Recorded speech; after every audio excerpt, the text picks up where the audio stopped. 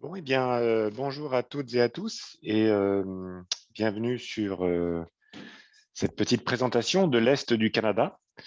Donc, je suis Jean, le fondateur d'Amérigo. Nous sommes un voyagiste spécialisé sur le continent américain. Et donc, je vais essayer de vous parler le plus brièvement possible de l'Est du Canada. Alors, j'ai cette petite présentation PowerPoint qui va m'aider à vous montrer quelques images et à vous mettre un petit peu dans l'ambiance. Alors, on va détailler un circuit qui s'appelle Sentier Lac et Forêt, qui est un circuit de notre brochure que nous revendons depuis de nombreuses années, qui s'appelle Sentier parce que nous proposons, pour le voyage, nous proposons plusieurs randonnées, balades, disons, tout le long du programme. Je vous en parlerai un petit peu. C'est un circuit en 12 jours, 10 nuits, ce qui est une durée moyenne qui est bonne. On peut faire plus court, mais on peut faire plus long aussi. Mais c'est vrai que 12 jours, c'est une durée moyenne qui, je trouve, est assez bonne. Ça fait 10 nuits sur place. C'est une bonne durée. Alors, il s'agit d'un circuit accompagné, mais ce que vous allez voir peut comment dire, vous inspirer également pour faire un voyage en individuel, par exemple. Nous faisons beaucoup de voyages de ce type-là, c'est-à-dire que nous réservons des vols, nous réservons les hôtels, location de voitures, et nos clients eh bien, conduisent par eux-mêmes et découvrent le Canada par eux-mêmes. Le programme sera relativement similaire, mais voilà, c'est une option qui est également possible outre les circuits accompagnés. Alors, sur cette petite image, cette petite carte, je dirais, vous allez voir un petit peu la partie plus spécifiquement dont nous allons parler. Hein. Donc, vous voyez que le Canada, c'est un très, très grand pays. C'est le deuxième plus grand pays au monde après la Russie. Et donc, c'est un pays qui est composé de 10 provinces. Il y en a même une 11e depuis quelques années, qui est une province qui s'appelle le Nunavut et qui est très peu peuplée. Hein. C'est une province où on retrouve la population inuit. Voilà, donc de ces 10 provinces, nous n'allons en parler que de deux aujourd'hui, l'Ontario et le Québec. Et nous allons passer plus de temps au Québec, car évidemment, c'est la province qui intéresse le plus les voyageurs français. Comme vous pouvez le voir également sur cette petite slide, eh bien, il n'y a que 7 heures de vol pour aller à Montréal, donc c'est un vol qui est relativement rapide. Au retour, c'est même encore plus court puisqu'on a les vents dans le dos, là, le jet stream, et on peut généralement même faire des vols au retour qui ne durent que 5h30. 6 heures de décalage horaire, donc c'est un décalage qui est relativement faible, donc c'est vrai que un voyageur se remet assez vite du décalage horaire. Et c'est vrai que c'est appréciable par rapport à l'ouest du continent américain où le décalage peut être de 9 heures, 10 heures. Évidemment, ça prend un petit peu plus de temps à se recaler. Alors, voilà une petite carte qui va vous aider un petit peu à comprendre de quoi, qu'en fait, comment va se dérouler ce voyage. Hein. Donc, c'est une arrivée sur l'aéroport de la ville de Toronto. On a beaucoup de vols entre Paris et le Canada, et surtout entre Paris et Toronto et Montréal, des vols directs, donc c'est très pratique. Et de Toronto, eh bien, on peut se rendre très facilement à Niagara Falls, les fameuses chutes Niagara, qui se trouvent à proximité. On est à peu près à 1h30 de route. Ensuite, eh bien, on reviendra à Toronto pour visiter un petit peu Toronto. On suivra le lac Ontario, qui est la tache grise là, que vous voyez sur la carte. Et c'est du lac Ontario que naît le fleuve Saint-Laurent. Et ensuite, bien, pendant plusieurs jours, on suivra le fleuve Saint-Laurent, qui constituera un petit peu la colonne vertébrale de ce circuit. Enfin, à la fin du programme, eh bien, on ira découvrir la région du lac Saint-Jean et la région de la Mauricie, qui sont des régions très sauvages. Donc, on va commencer par une partie un petit peu plus urbanisée et on finira par une partie un peu plus nature, la fameuse cabane au Canada, dont je vais vous parler un petit peu. Voilà, donc vol vers Toronto, on en a parlé. Donc, sur ce programme-là, on fait même un aller-retour depuis Toronto pour aller découvrir les chutes Niagara. Alors, les chutes Niagara, pas besoin de vous en parler beaucoup. Vous savez que ce sont des chutes très importantes. Ce sont les troisièmes plus importantes au monde après les chutes Iguassou et les chutes Victoria. Voilà, donc la chute est grosso modo constituée de deux parties. Le fer à cheval que vous voyez au fond de cette photo et puis la partie la plus proche là qu'on voit sur l'image qui est ce qui se trouve du côté américain. Car je ne l'ai pas dit, mais nous sommes vraiment à la frontière entre le Canada et les États-Unis les Canadiens, d'ailleurs, ont tendance à considérer que les chutes Niagara sont canadiennes, mais elles sont à moitié américaines, il ne faut pas l'oublier. Mais c'est sûr que la partie la plus belle, c'est le fer à cheval, et le fer à cheval, la partie d'où on le voit le mieux, c'est du côté canadien. C'est pour ça que les Canadiens se sont un peu appropriés ces chutes. Alors, vous le voyez, c'est un débit d'eau qui est assez extraordinaire. Et puis, vous voyez sur la photo en haut à droite, un bateau qui semble tout petit. Bon, il fait quand même 600 places. Et donc, c'est une croisière que nous proposons à nos clients qui leur permettent d'aller se rendre au pied des chutes. C'est vrai que la vue est vraiment très, très impressionnante. Voilà. Sur la slide en bas, vous voyez les chutes vues d'en haut. Eh bien, c'est parce que nous proposons à nos clients de déjeuner, de faire un déjeuner panoramique, donc dans un restaurant qui est en hauteur, donc ce qui permet de voir les chutes un petit peu sous tous les angles. Voilà, donc à proximité, j'ai peut-être été un peu vite. Non, c'est bon, je n'ai pas fait de bêtises. Alors, à proximité se trouve le très joli village de Niagara-on-the-Lake, voilà, qui est un village très, très agréable. Il y a un petit marché qui est très sympa. Il y a des vignobles à Niagara, il y a beaucoup de vergers. Donc, on en profite aussi un peu pour aller visiter ce village et puis descendre de l'autobus et se promener. Donc ensuite, eh bien, on va visiter la ville de Toronto, hein, je l'ai dit. Donc, Toronto, c'est une grande ville moderne. Il y a assez peu de bâtiments anciens. C'est une ville qui s'est beaucoup développée dans l'après-guerre. Son bâtiment emblématique, c'est cette grande tour que vous voyez sur la photo, qui est la tour CN, hein. Le CN, c'était le Canadian National, donc une compagnie de train, un petit peu l'équivalent de la SNCF, mais c'est une entreprise privée au Canada, voilà, qui a construit cette grande tour pour montrer sa toute-puissance. Donc Toronto, c'est une ville très agréable, très propre, aucun problème de sécurité ou quoi que ce soit. Votre guide vous fera un tour d'orientation pour vous montrer les points d'intérêt principaux. On voit quelques bâtiments historiques, hein, vous le voyez sur ces images, mais qui sont toujours un petit peu mélangés, je dirais, avec les bâtiments modernes. C'est vrai qu'en Amérique du Nord, on a moins la conception du quartier historique qui est préservé. On a tendance un petit peu à mélanger le nouveau et l'ancien. Donc ensuite, eh bien, on va longer le lac Ontario, je l'ai dit tout à l'heure, et on va commencer à longer le Saint-Laurent. Alors, une des premières étapes, ça va être la ville de Kingston, que vous voyez là, qui fut pendant un temps la première capitale du Canada. Donc, il y a quelques bâtiments historiques intéressants. Mais ce qui nous intéresse le plus dans la région, c'est le parc régional des 1000 îles. Donc, nous sommes sur le fleuve Saint-Laurent. Le fleuve est parcouru de nombreuses îles. Il y en a presque 1000, hein, je pense 980, si je ne dis pas de bêtises. D'un côté de la rivière, nous sommes au Canada. De l'autre côté de la rivière, eh bien, du fleuve, nous sommes aux États-Unis. Alors, c'est un lieu très, très joli, vous le voyez là, énormément de petites îles, donc c'est vrai que l'été, c'est très agréable. Et donc, nous allons dormir dans un petit village qui s'appelle Gananoque, qui est un village donc, qui porte un nom d'origine amérindienne. Et nous allons faire une croisière dans ce parc régional pour aller voir un petit peu toutes ces îles qui parsèment le fleuve Saint-Laurent. C'est vrai que c'est très joli, puis après avoir passé 2 jours dans des grandes villes, c'est très agréable d'avoir cette étape. Alors ensuite, eh bien, on va passer par Ottawa, on va aller visiter la capitale, donc c'est assez proche de Gananoque, hein, je dirais c'est à peu près 2 heures, 2 heures et demie de route. Et donc Ottawa, donc c'est la capitale fédérale du Canada. Vous savez que chaque province canadienne a un gouvernement, chaque province canadienne a un premier ministre, mais toutes ces provinces eh bien, sont chapeautées par la Fédération canadienne. Et donc Ottawa se trouve être vraiment la capitale du pays.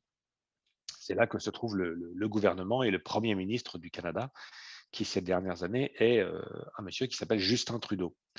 Alors, Ottawa est une très jolie ville, c'est sûr. Là, on voit là en premier plan là, ce qu'on appelle la colline parlementaire. Donc, c'est là se trouve le Parlement.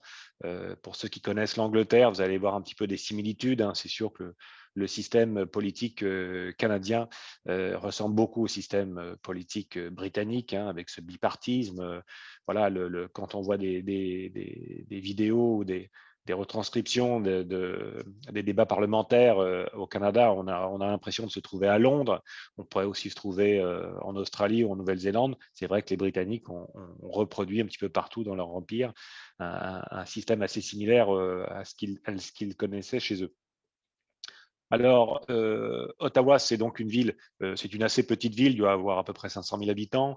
Évidemment, l'activité principale, bah, c'est la fonction publique, hein, il y a tous les ministères, etc. Donc, c'est une ville très agréable. L'été, c'est vrai que c'est sympa d'aller s'y promener. Il y a des choses, il y a des bâtiments emblématiques, outre le Parlement, comme ce Château Laurier, par exemple, hein, qui est un hôtel, hein, qui est construit dans un style colonial canadien là, qui est vraiment qui est assez rigolo avec ses petites tourelles. Vous retrouverez ça à Montréal et à Québec. On verra quelques images tout à l'heure. Et puis donc, très sympa aussi à Ottawa, c'est le marché Byward, hein. Donc, on aime bien chez Amerigo emmener nos clients dans les marchés. Alors, au Canada, il y a souvent des marchés couverts, hein, donc, qui sont un petit peu, contrairement aux marchés qu'on peut trouver en France, qui sont des marchés itinérants. Bon, c'est dû bien sûr à la température, vous vous en doutez.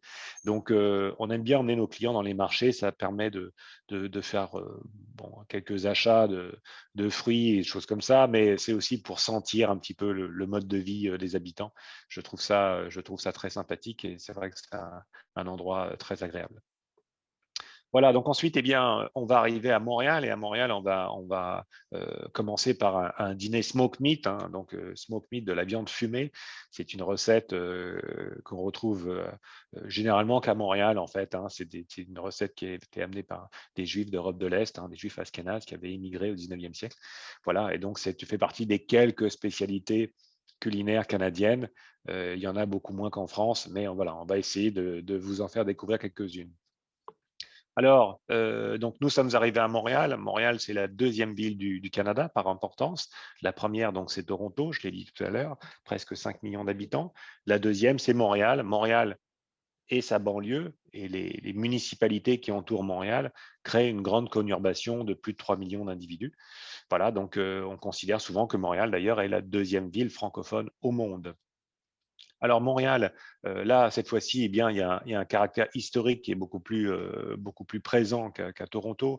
Évidemment, bah, les villes les plus anciennes se trouvent au Québec, puisque c'est là que les colons français ont commencé à bâtir. Et c'est vrai que Montréal, eh bien, au moment où la Nouvelle-France s'est dissoute, hein, après la défaite contre les Britanniques, Montréal était déjà devenue la ville la plus importante de la Nouvelle-France. Et on va retrouver dans ce quartier du Vieux-Montréal des bâtiments anciens, certains qui datent de l'époque française, et puis d'autres qui datent ensuite de la présence britannique et puis de l'expansion économique importante que va connaître la ville de Montréal au 19e siècle. Voilà, donc c'est un quartier où on va trouver un ensemble bâti historique beaucoup plus cohérent. Voilà, il y a quelques bâtiments modernes dans cette vieille ville de Montréal, mais c'est vrai qu'il y a beaucoup de bâtiments historiques. Donc certains datent du 19e siècle, on le voit là sur l'image de gauche, avec cette belle statue de Samuel de Champlain. Mais voilà, il y a des bâtiments beaucoup plus anciens, on le voit là sur la plage Jacques-Cartier, avec cette maison, par exemple, là, que vous voyez au premier plan, qui est une maison qui date de l'époque française. Voilà, c'est un très beau quartier. Donc, cette visite de Montréal va se faire avec un guide spécialisé. Hein, ça ne va pas être votre guide, c'est un guide de l'extérieur qui va monter dans l'autobus et qui va faire cette visite. Et puis, donc, des parties de la visite se feront à pied. Ça sera le cas, bien sûr, de cette vieille ville qui est très agréable à marcher. Alors Montréal est aussi connu pour ses quartiers. C'est vrai que c'est une ville qui est assez étendue. Montréal comment dire, a été bâti avec beaucoup de petites maisons, là, comme vous les voyez. Les Canadiens n'aiment pas beaucoup vivre dans des tours très élevées. Donc voilà, donc Montréal c'est assez étendu avec ses petites maisons là, avec ses couleurs assez vives. Et c'est vrai que l'été c'est très agréable de se promener dans les rues de Montréal. Il y a énormément d'arbres, il y a beaucoup de jardins, etc. C'est une ville qui est très agréable à découvrir. Alors ça, c'est une photo du centre-ville, du centre plus moderne, hein, je dirais. On voit au fond de l'image là le fleuve Saint-Laurent. Donc ça, c'est le centre-ville où on trouve beaucoup de tours à bureaux. C'est là où les gens travaillent en fait. Donc les Nord-Américains ont l'habitude finalement de venir le matin dans le centre-ville, de rejoindre leur bureau, d'y travailler, et puis en fin de journée, ils ont tendance à retourner dans leur lieu d'habitation. Par contre, à Montréal, il y a quand même une vie dans le centre-ville qui est très importante, même le soir. contrairement à des villes plus modernes comme Toronto, comme Dallas, comme Houston, etc. Donc voilà, donc cette photo avait été prise en haut du Mont-Royal. Donc c'est un parc, c'est un petit peu le poumon de la ville de Montréal. C'est un immense parc qui fait plusieurs centaines d'hectares, qui se trouve donc, qui a été créé à partir d'une montagne, hein, une petite montagne qui se trouvait dans Montréal. Le Mont-Royal est connu puisque vous y verrez, si vous avez la chance d'aller au Canada, vous verrez le soir une croix illuminée. Et cette croix marque l'emplacement où Jacques Cartier avait planté sa croix également. Cette fois-ci, la sienne était en bois, bien sûr. Et c'est à cet endroit-là qu'il déclara cette terre comme propriété de la couronne française. Voilà, donc le Mont-Royal est un parc très, très agréable. Et je ne l'ai pas dit, mais j'y reviens 2 secondes. Nous allons vous proposer une marche à cet endroit-là.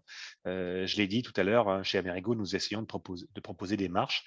Elles ne sont pas obligatoires, mais on les conseille si on a vraiment la forme, parce que ça permet de sentir un petit peu plus au propre, comme vous figurez, les odeurs et le style de vie.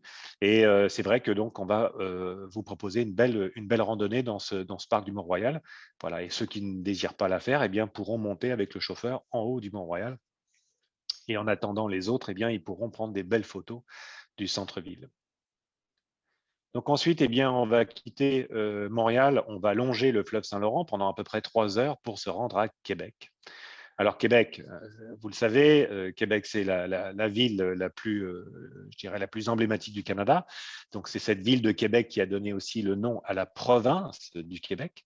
Voilà. Et c'est une ville qui est importante pour les Québécois parce que non seulement c'est je dirais, le premier lieu d'urbanisation des colons français, mais c'est là également que se trouve le gouvernement de la province du Québec. C'est là que se trouve le Parlement de la province du Québec et c'est là que se trouve le premier ministre québécois. C'est à partir de là qu'il travaille. Donc Québec pourrait ressembler quelque part à Ottawa, c'est-à-dire qu'une grande partie de l'activité tourne autour de la fonction publique. Voilà, donc c'est une ville beaucoup plus petite, hein, Québec, on tourne aux alentours de Québec et sa grande banlieue aux alentours de 500 000 habitants. Donc c'est une ville de taille relativement réduite.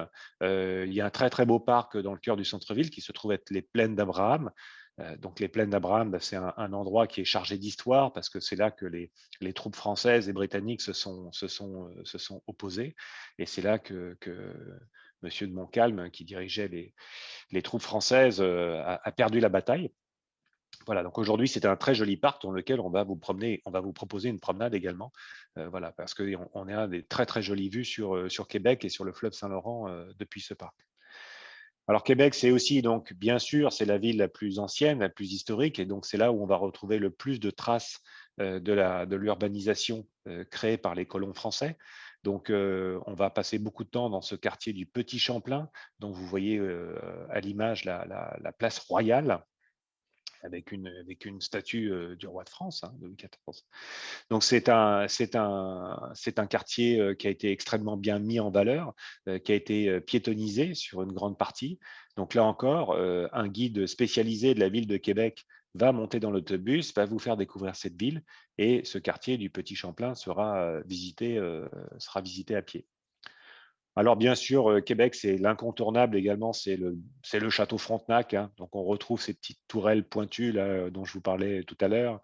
Voilà, donc c'est typiquement l'architecture britannique. Donc le château Frontenac ne date pas de l'époque française, mais c'est le premier gouverneur britannique qui a fait construire ce modeste bâtiment qui lui servait de bureau et ainsi que de lieu de résidence. Voilà, donc c'est vrai que c'est un très joli bâtiment qui se trouve être en haut du promontoire. Donc on a une vue sur la région et sur le fleuve Saint-Laurent depuis ce bâtiment qui est magnifique. Alors, aujourd'hui, c'est un hôtel hein, depuis très longtemps et c'est un très, très bel hôtel. D'ailleurs, il ne faut pas hésiter à y rentrer. Le guide vous y accompagnera peut-être, mais s'il ne le fait pas, vous y allez par vous-même. Et il y a des cafés qui sont très, très sympas. Le décor est vraiment somptueux et donc, il ne faut pas hésiter. Il y a plusieurs cafés. Vous pouvez aller y prendre un café et vous aurez une vue sur le fleuve qui est très agréable. Donc nous voilà de retour dans ce quartier du Petit Champlain, donc beaucoup de rues piétonnes, hein, je vous l'ai dit. Voilà, donc avec votre guide, eh bien, vous pourrez faire ces déplacements à pied. avant de remonter sur le promontoire. Alors, on peut le faire à pied, on peut également emprunter le funiculaire là, que vous voyez à l'écran. Voilà, et c'est vraiment un très, très joli quartier. Alors, je ne l'ai pas dit, dans la province de l'Ontario, où nous avons commencé notre voyage, vous allez entendre parler essentiellement l'anglais. Dès que vous allez rentrer au Québec, vous allez entendre parler majoritairement le français. Ça sera le cas à Montréal. Et quand vous êtes dans la ville de Québec, vous entendez parler quasiment que le français. Voilà, donc beaucoup de belles maisons, de belles places, etc. à voir à Québec. Donc ensuite, eh bien, on va se rendre sur l'île d'Orléans. Donc l'île d'Orléans, eh bien, c'est une île qui se trouve juste en face de Québec sur le fleuve Saint-Laurent. Et donc c'est un endroit qui aussi est magnifique avec des très très jolis petits villages, des très vieilles maisons historiques. Voilà, c'est parce que c'est un endroit où les premiers colons français ont commencé à défricher et ont commencé à mettre en place une agriculture. Ils l'ont fait à cet endroit-là parce qu'ils étaient sur une île et ils se trouvaient en sécurité avec d'éventuelles attaques amérindiennes. Voilà, donc c'est un lieu important dans l'histoire du Québec. Alors juste en face, quand on se rend à l'île d'Orléans, on ne peut pas les rater. On va passer devant les chutes Montmorency. Donc nous allons nous arrêter, bien sûr, et nous allons même proposer une montée en haut des chutes. Là, vous voyez là j'espère que vous voyez tous à l'écran ces petits escaliers en bois que vous pouvez voir à droite de la photo et qui permettent donc de rejoindre la grande passerelle que vous voyez qui surplombe les chutes. Voilà, alors ceux qui ne désirent pas monter à pied pourront prendre soit un funiculaire, soit ils pourront même monter avec le chauffeur en autobus là-haut et ensuite rejoindre la passerelle beaucoup plus facilement. Mais c'est vrai que je conseille, si on a la forme physique pour le faire, de prendre les escaliers parce qu'on se rapproche très proche, on se rapproche de la chute. On reçoit même pas mal d'éclaboussures, c'est très rigolo. Et puis ça permet de faire des très belles photos.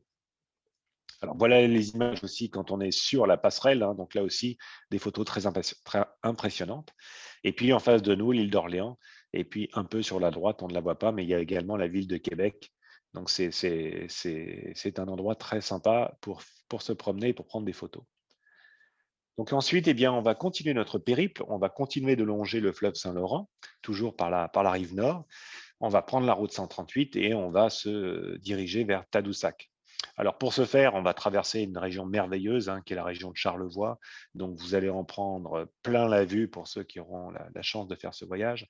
Le fleuve Saint-Laurent, donc qui est déjà assez large au niveau de la ville de Québec, va s'élargir de plus en plus parce que là on va suivre on va suivre le courant. On va se diriger vers l'Atlantique. Donc au fur et à mesure qu'on suit le fleuve, il s'élargit. Et au niveau de Tadoussac, il fait déjà 35 km de large. Donc, ce sont des dimensions qui sont considérables, auxquelles les Européens n'ont pas l'habitude. Et c'est vrai que cette région de Charlevoix et les vues qu'elle permet sur le fleuve Saint-Laurent sont vraiment exceptionnelles. Alors, Tadoussac, c'est un très joli petit village, tout petit village. Il y a à peine une centaine d'habitants pendant l'hiver, mais c'est un village qui connaît une activité assez intense l'été. Alors, c'est un village d'abord qui est intéressant au niveau historique, car ce fut un lieu avant même la construction de Québec, ce fut un lieu de traite, un lieu d'échange avec les Amérindiens. Les Français arrivaient en bateau depuis la France, avec dans les cales des produits manufacturés comme des fusils, des haches, des couteaux, des chaudrons, des choses comme ça, qui intéressaient beaucoup les tribus amérindiennes. Et en échange, les Amérindiens donnaient des peaux de castor qui étaient très prisés en Europe. Alors, Tadoussac, donc, c'est un très très bel endroit. C'est là, d'ailleurs, à cet endroit-là que la rivière Saguenay, dont je vais vous parler après, qui naît du lac Saint-Jean, rejoint le fleuve Saint-Laurent au niveau de Tadoussac. Donc, c'est pour ça que ce lieu a été choisi. Voilà. Et donc, on va pouvoir faire des belles promenades à cet endroit. Mais surtout, ce qui nous intéresse, évidemment, ce sont les baleines. Il y a donc une cinquantaine de baleines qui viennent passer les étés à Tadoussac tous les ans. Alors, on me demande toujours, est-ce qu'on est sûr d'en voir? Alors, on est presque sûr d'en voir à chaque fois. C'est vrai que les baleines arrivent à peu près à la mi-mai et repartent à la fin septembre, mi-octobre à peu près. Alors, elles sont des mammifères comme nous, donc elles ont le sang chaud et donc elles aiment la chaleur. Donc, elles restent finalement tant que la météo est agréable. Et à partir du moment où l'hiver commence à commence à arriver, les baleines eh bien, s'en vont, elles remontent le fleuve Saint-Laurent jusqu'à son embouchure, elles vont longer les côtes américaines et elles vont aller passer l'hiver dans les Antilles. Et donc, elles vont refaire ce périple au printemps prochain, elles reviendront systématiquement chaque année. Alors, pourquoi font-elles ça? Eh bien, c'est parce que l'hiver dans les Antilles, c'est très agréable, l'eau est chaude, donc elles s'y sont heureuses, mais il n'y a rien à manger ou presque. Alors que quand elles vont remonter vers le nord au printemps, eh bien, donc certains bancs de baleines vont s'arrêter au niveau en face des côtes américaines, en face de la ville de Boston, par exemple. D'autres vont rester dans l'embouchure du fleuve Saint-Laurent. C'est là où on trouve généralement les plus grosses baleines, les baleines bleues. Et puis, celui qu'on appelle le rorqual commun, voilà, un banc va revenir au niveau de Tadoussac. Et c'est là qu'ils vont pouvoir emmagasiner à peu près 90% de leur nourriture de l'ensemble de l'année. Ça va être pendant ces 6 mois qu'elles vont passer à Tadoussac. Donc, les baleines arrivent, on les voit d'ailleurs au début de la saison, elles sont toutes maigres. Elles vont avoir leurs petits à Tadoussac. Et puis, à la fin de l'automne, on voit, elles ont pris un poids considérable. Elles ont fait énormément de graisse. Voilà, et elles repartiront donc, pour aller passer l'hiver dans les Antilles. Donc, deux possibilités. On peut faire la croisière dans un bateau relativement important, comme celui que je vous ai montré précédemment.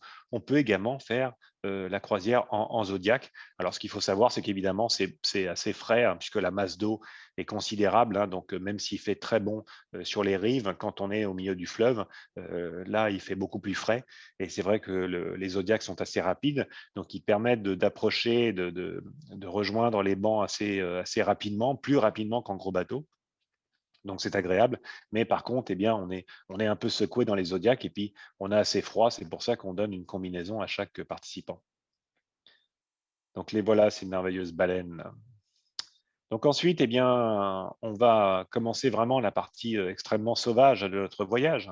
Donc on va longer cette rivière Saguenay dont je vous ai parlé tout à l'heure, celle qui naît du lac Saint-Jean et qui se jette dans le fleuve Saint-Laurent au niveau de Tadoussac.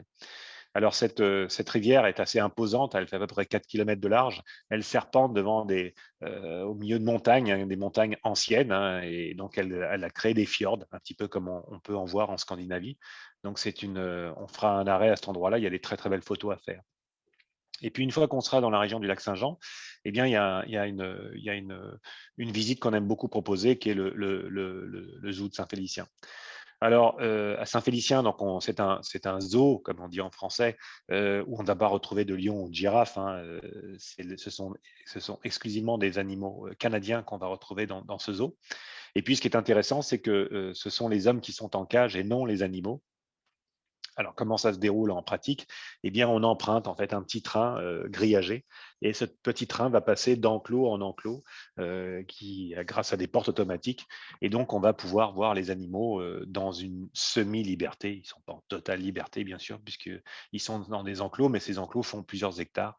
Et c'est vrai que les animaux donc, ne se retrouvent pas dans des cages. Donc, c'est très agréable de les voir. Ils vivent d'ailleurs très, très bien puisqu'ils sont nourris, soignés, etc. Et voilà, ils sont dans une semi-liberté qui est bien agréable à vivre pour eux. Voilà, donc ensuite, après avoir visité cette région du lac Saint-Jean, on va finir notre périple dans une pourvoirie. Alors ça, c'est quelque chose que j'aime beaucoup et donc que j'essaye de placer systématiquement dans les voyages. Une pourvoirie, donc c'est une auberge forestière. Ce terme pourvoirie est un terme québécois. Voilà, c'est une auberge en forêt, donc c'est une auberge qui possède un territoire assez important. En général, il y a sur ce territoire un lac qui est d'une dimension assez importante et l'auberge est généralement construite au bord de ce lac qui est le plus important. Donc, nous sommes dans la région de la Mauricie, donc c'est une région qui doit son nom à la rivière Saint-Maurice qui la traverse. Et donc, c'est une région extrêmement sauvage où les villages et les villes sont de très petite taille et donc où la région est couverte essentiellement de forêts, voilà, et de lacs. Donc, ça permet à nos clients de voir un petit peu cette cabane au Canada dont ils rêvent. Et puis, c'est vrai que ces pourvoiries sont des endroits agréables pour finir un séjour, je trouve. Donc, celle du lac Blanc que vous voyez là est une pourvoirie avec laquelle nous travaillons depuis de nombreuses années. Gaston, le propriétaire, est quelqu'un de très, très sérieux. Donc, c'est un monsieur qui a eu une entreprise de bûcheronnage et puis il l'a vendue un jour et il a bâti cette auberge, ce qui était son rêve. Donc, vous voyez le bâtiment principal dans lequel on va retrouver le bar, le restaurant, quelques chambres. Et puis, vous voyez également juste à côté un bâtiment d'une taille relativement importante aussi. Ça se trouve être la piscine, spa, jacuzzi. Donc, c'est aussi agréable d'aller pouvoir se baigner en fin d'après-midi. Et puis, vous voyez également des petits chalets à proximité. Eh bien, c'est dans ces chalets où vous allez pouvoir dormir si vous participez à nos voyages. Et donc, dans chaque chalet, il y a 4 chambres. Alors, chaque chalet a sa salle de bain privée, bien sûr. Et donc, 4 chambres, je le disais. Et puis, chaque chalet a également un grand salon, etc. Donc, d'ailleurs, souvent à cette occasion-là que les guides organisent dans un de ces chalets un apéro le soir, c'est quand même assez sympa. Donc, dans ces pourvoiries, eh bien, vous allez pouvoir profiter bien sûr de la piscine. Vous voyez qu'il y a également une petite plage au bord du lac. Donc, si vous venez en juillet-août, l'eau est d'une température acceptable, je dirais, si on n'est pas trop frileux. C'est sûr que si vous venez au printemps ou à l'automne, s'y baigner demandera un petit peu plus de courage. Par contre, vous voyez qu'il y a un équipement nautique qui est présent. Donc, vous pourrez emprunter des canoës et puis aller vous promener par le lac. Si vous levez tôt le matin, eh bien, c'est quelque chose vraiment que je vous conseille, au moins de prendre votre tasse de café. D'ailleurs, dans les cuisines des chalets, il y a des cafetières qui sont là, donc on peut se faire son petit café. Et puis, c'est d'aller admirer le lac le matin quand le jour se lève. On peut même prendre donc un canoë et puis, une fois qu'on a pris son petit déjeuner, aller se promener sur le lac. On est généralement tout seul et c'est un moment qui est vraiment très agréable. Alors, on peut également pêcher. Alors, par contre, il faut acheter une licence de pêche. C'est obligatoire au Québec, mais les amoureux de la pêche pourront également aller pêcher. On pourra également, c'est une activité qui est aussi optionnelle, aller faire du quad dans les sentiers environnants. Sinon, eh bien, il y a beaucoup d'activités à l'auberge. Il y a entre autres un réseau de randonnée qui a été très très bien mis en valeur. Donc vraiment, je conseille aux gens, et le guide le propose d'ailleurs, d'aller faire des randos autour du lac, etc. C'est très agréable.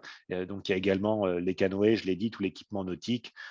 Voilà, il y a des vélos, des VTT, etc. Donc on peut faire différentes choses et puis on peut profiter de la nature. Voilà.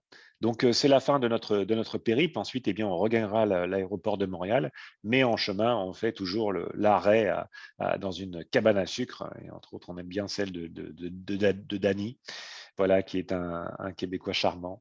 Voilà, donc les cabanes à sucre, eh bien, c'est là où on va manger les produits qui sont issus de l'érable. Vous connaissez tous le sirop d'érable. Au printemps, quand les Français sont arrivés, ils ont vu les Amérindiens qui procédaient à ces incisions dans l'arbre, qui recueillaient la sève de l'arbre, qui se trouve naturellement sucrée. Et puis ensuite, eh bien, on fait simplement bouillir cette sève, l'eau s'évapore et reste le sucre d'érable, qui est extraordinairement bon. Voilà. Donc, je l'ai dit, circuit accompagné, mais également circuit en liberté. On peut faire un voyage relativement similaire en location de voiture.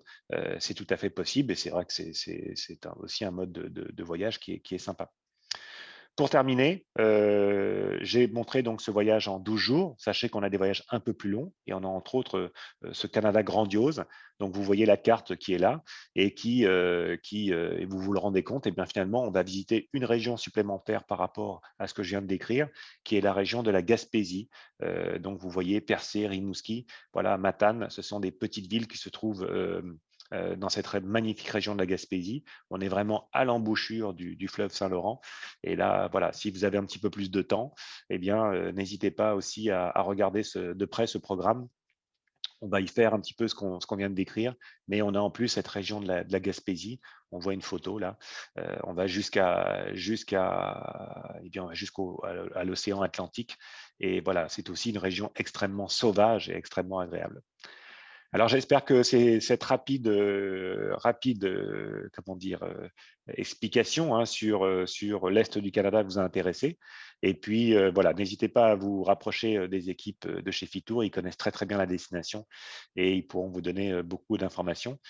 Et quant à moi, j'espère vous retrouver l'année prochaine, cette fois-ci en présentiel au prochain salon, une fois que cette maudite pandémie nous aura abandonnés. À très bientôt et merci encore.